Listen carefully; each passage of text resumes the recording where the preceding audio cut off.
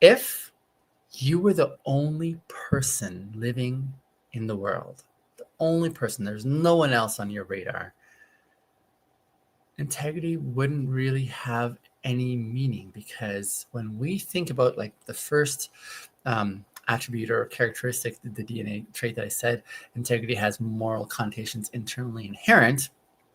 There I was saying we use language such as you should or you should not. And the only setting in which that makes sense to me of how we use that kind of language, you should or you shouldn't do something, is when we're in the context of community. And we think about this rightness or wrongness in reference to our actions and how they affect others around us, and others' actions and how they affect us. But you see, if you're the only person living in your world,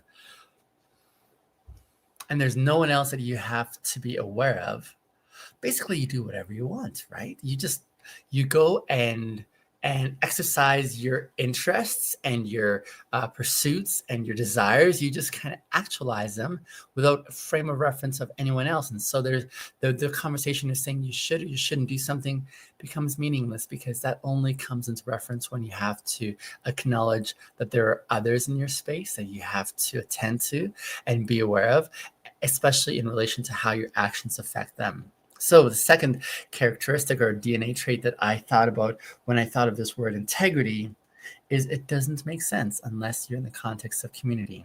If you're all by yourself and there's no one else in your world,